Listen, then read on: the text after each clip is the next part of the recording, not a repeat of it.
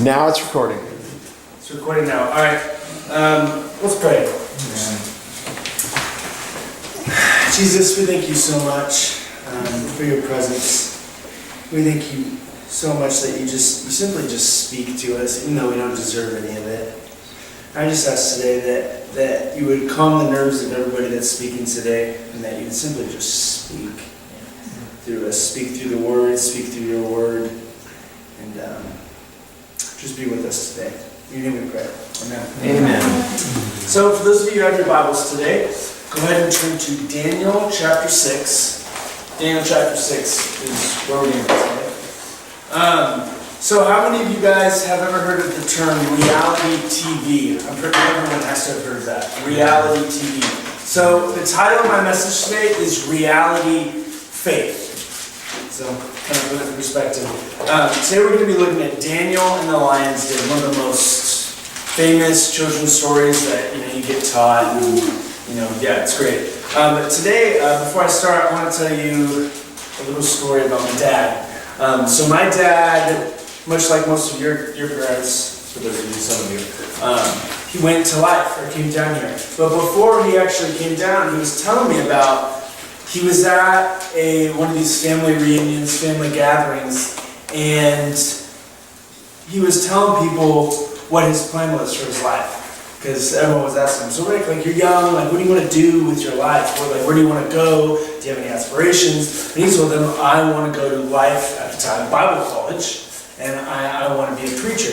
And for the most part, the reaction was good, except for one person in the room that started to give him a negative reaction. He started to say things like, you want to go to Bible college? You're going to be one of the Bible-thumping preachers? Why do you want to do that? There's no money in that. It doesn't make any sense. That one person was my grandfather. His dad, out of the entire room, decided to just start just saying things and just kind of persecuting him in front of every single person. Fast forward to today, my grandpa's telling my dad how proud he is about Josh and I. He's telling him, I cannot believe Caleb's graduating college. I can't believe Caleb is graduating college in May, and Josh is graduating the year after, and I think it's so awesome that they're going to be pastors.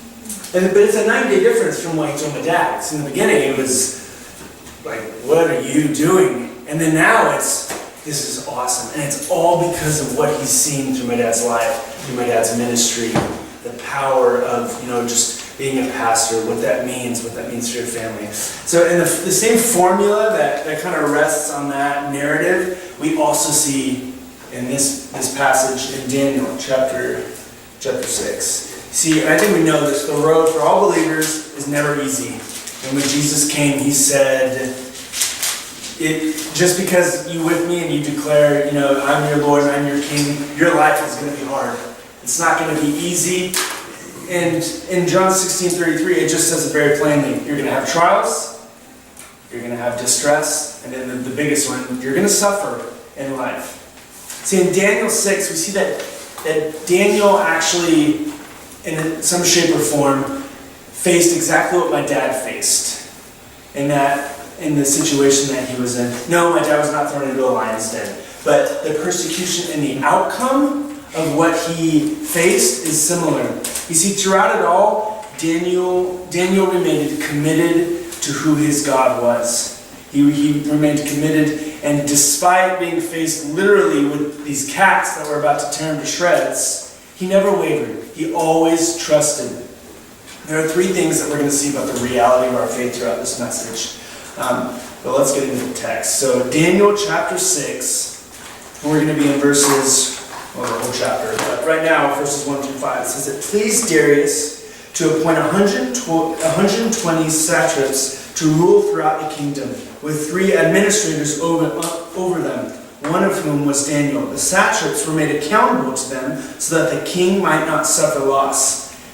Now Daniel so distinguished himself among the administrators and satraps by his exceptional qualities that the king planned to set him over the whole kingdom. At this, the administrators and the satraps tried to find grounds for charges against Daniel and his conduct of government affairs, but they were unable to do so. They could not find any corruption in him because he was trustworthy, he was neither corrupt and were negligent.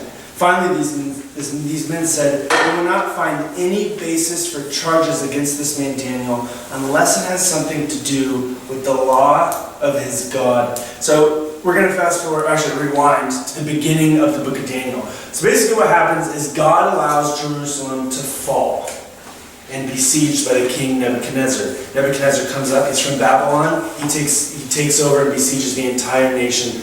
And when he does that, he takes a lot of the strapping young men of the noble and royal families and takes them back to Babylon with him to serve in his palace. And among these are Daniel and then the three people that we know, Shadrach, Meshach, and Abednego. And this is where we see them get thrown into the furnace and face all these kinds of things. Something we got to realize though is that the book of Daniel is not, when we look at it in scripture, it's not in chronological order from chapter 1 to chapter 12.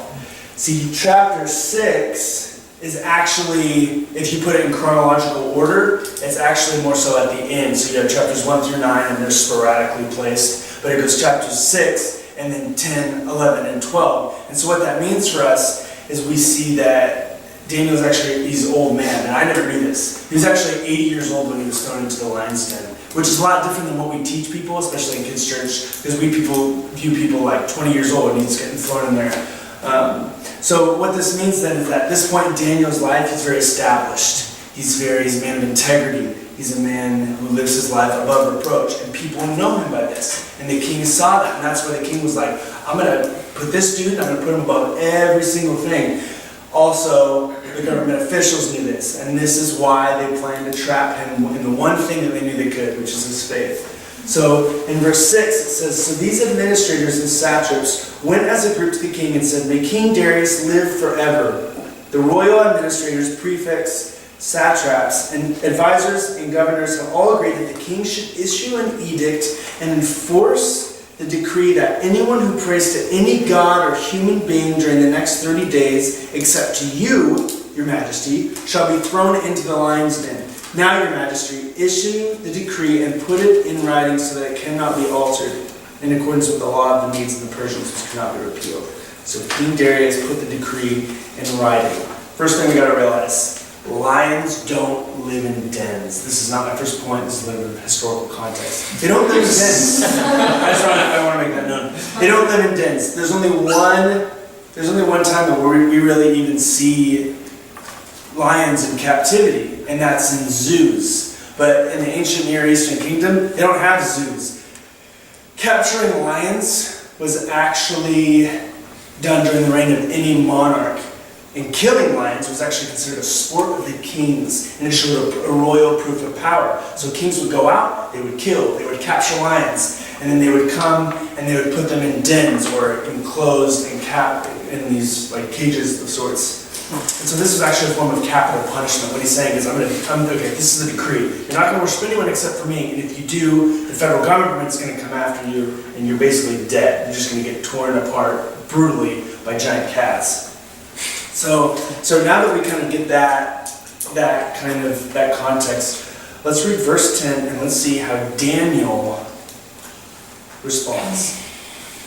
Verse 10, "Now when Daniel learned that the decree had been published, he went home to his upstairs room where the windows opened toward Jerusalem. 3 times a day he got down on his knees and prayed, giving thanks to God, just as he has done before. Then these men went as a group and found Daniel praying and asking God for help. So they went to the king and spoke to him about his royal decree. 'Did you not publish a decree that during the next 30 days, anyone who prays to any god or human being except to you, your majesty, would be thrown into the lion's den?' The king answered, 'The decree stands in accordance with the law, and it cannot be repealed.' Verse 13, "Then they said to the king, 'Daniel, who is one of the exiles from Judah, pays no attention to you, your majesty, or to the decree you put in writing. He still prays 3 times a day.' And when the king heard this, he was greatly distressed. He was determined to rescue Daniel and made every effort until sundown to save him.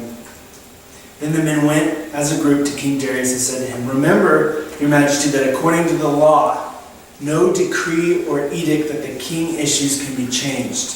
So the king gave the order, and they brought Daniel and threw him into the lion's den. And the king said to Daniel, 'May your God, whom you serve continually, rescue you.'" Right here, this is a perfect account of somebody in the Bible being persecuted because of their faith in Yahweh. There are 3 points that I'm going to have in today's message. The first one is, our faith can sometimes result in persecution. How many times have any of us ever been looked at or looked down upon because of our faith? And been persecuted on? Yeah, I think a lot of us have had many different ways. And it's simply because they're able to classify us as a Christian. As soon as they find out, it's like, oh, all these negative connotations come out and nobody likes you. And there are many different forms of persecution that are actually seen today. You have anything from being made fun of, excluded, you have verbal abuse, you have being ignored, or you have that sly way where they make little comments under the table to try to offend you and it's kind of bothering you, but it's nothing big enough to actually make a case out of it. And then there's things that happen to Daniel where it actually results in death. And especially in today's culture, we see this. We were in class last week, and Scott Martz talked about how that cross that we have sitting up in front of the school, it's a beacon, and not only that, it's a target for us. And if you watch the news today, school shootings happen on the daily. It's almost every day I wake up, oh, another school shooting, oh, another bombing happened. And then we have like the one school shooting that kind of stands above them all because of just how violent and above the top it was, the Columbine High School shooting, April 20th, 1999. Do you guys ever hear about the girl Casey Bernal? Yeah. She's known as the girl who said yes. And for those of you who don't know what that means, basically the 2 men, they came into the school with guns, knives, bombs, anything to just take somebody's life. And they were going one by one, killing people, asking, do you believe God? And then they came to Casey, and they looked at her, and they put a gun to her head, and they simply asked her, do you believe in God? Now, I don't know what I would do in that kind of situation. I mean, I probably would think, well, I'm just trying to get out alive, so I'll just say no, and then I'll live. And then I can go, sorry, but whatever. But Casey didn't do that. When he asked her, do you believe in God? She said yes. And then he pulled the trigger and killed her on the spot. See, persecution happens on the daily, and I think for a lot of us, thank the Lord, it's things like being made fun of, verbal abuse, being excluded. But people die every day because of their faith, just like Casey did. And a lot of these are the primary ways that people are faithfully targeted today. When we go back to the text, we're going to see that Daniel's fate is not the same as Casey's. Starting in verse 17, it says, a stone was brought and placed over the mouth of the den, and the king sealed it with his own signet ring and with the rings of his nobles, so that Daniel's situation had not been changed. Then the king returned to his palace and spent the night without eating and without any entertainment being brought to him, as he could not sleep. At the first light of dawn, the king got up and hurried to the lion's den. When he came near the den, he called down to Daniel in an anguished voice, Daniel, servant of the living God, has your God, whom you serve continually, been able to rescue you from the lions? And then Daniel answered, may the king live forever. My God sent his angel, and he shut the mouths of the lions. They have not hurt me, because I was found innocent in his sight, nor have I ever done any wrong before you, your majesty. See, his faith led for something miraculous to happen. And this is where my second point comes in. Our faith produces an opportunity for God-sized miracles in our life. So I'm a big believer that God watches. He watches us. And he loves to see when we're putting our faith and our trust in him. And this leads to actually massive miracles in our lives. So I made the mistake last week of telling you a little bit of the things that my family went through, but I didn't tell you how it ended. I just told you that, my mom had an affair, and then I went on. And I actually practiced with, what happened and like what was the ending to that story and what's happening today. But I didn't get into it. And so it actually fits really good into this whole God-sized miracles theme. My parents are still together. 6 years later, my parents are still together. But it came from having a willing heart and allowing God to do that miracle. You see, those were some messy years, especially the months that followed. And the enemy wanted to destroy my family. He really did. He wanted to separate us. He hated what we were doing in Bellingham, and he wanted to do anything. 1 Peter 5:8, I love the imagery it uses of that line. It says, your enemy, prowls around like a roaring lion, looking for someone to devour. He's out there. He doesn't take any days off. 365 days, 24 hours. He's out there. He wants us all to fail. And the devil wanted to devour my parents' marriage. I was talking to my dad a little bit about what it was like for him when he found out. And he said, he told me about how he was venting to one friend after, like hours after he found out. He said, I can't imagine a reality where God could fix this. It's bigger than God. And then out of the darkness and the chaos and the storm, he heard God say, I can when I have willing hearts. And I think that's so powerful. The days went on, and he kept coming to the same thing in his heart. She's still my wife, despite the hurt, despite anything that's going on. At the end of the day, I keep coming to that same thing. She's still my wife. And he said that, you know, maybe I'm not as deep into a hole as I thought I am. And then that's when he said, here God said, you provide the heart, I'll provide the miracle. You see, it's because of the willing hearts that they had that God was actually able to turn a mess into a miracle, or a mess into a message. God said, no, the enemy's not going to destroy your family. The enemy's not going to destroy your marriage. I'm going to mend it. I'm going to redeem it. You see, just like God saved Daniel from the lion's den, he saved my parents' marriage. Amen. You know, out of all of this second point, the outcome of God-sized miracles is where we find our third and final point for this message. In verse 23, it says, the king was overjoyed, and he gave orders to lift Daniel out of the den. And when Daniel was lifted from the den, no wound was found on him, because he had trusted in his God.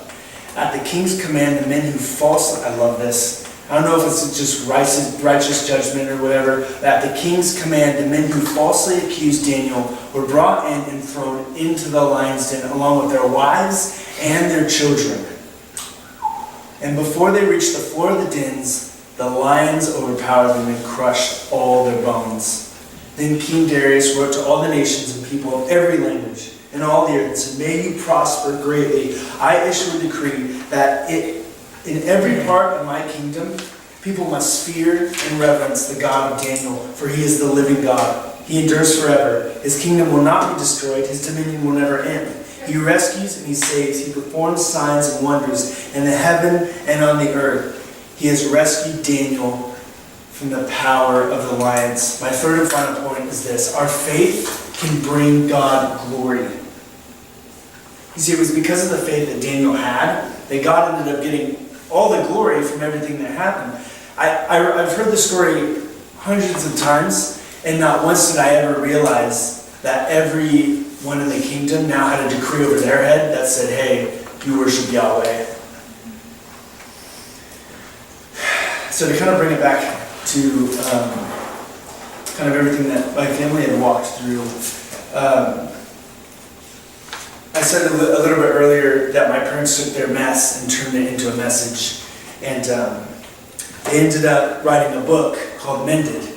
And the subtitle is One Couple's Journey from Betrayal to Imperfect Beauty. And I mean, maybe I'm a little biased because it's my parents and stuff, but it's amazing to see how God took something so that just like negative and chaotic, and he was able to turn it into this. And then I talked to my dad, he said people all across the country and then all across London and France, people are getting this book, and God is just saying, listen, just because somebody cheats and has an affair, it doesn't mean that the story's over.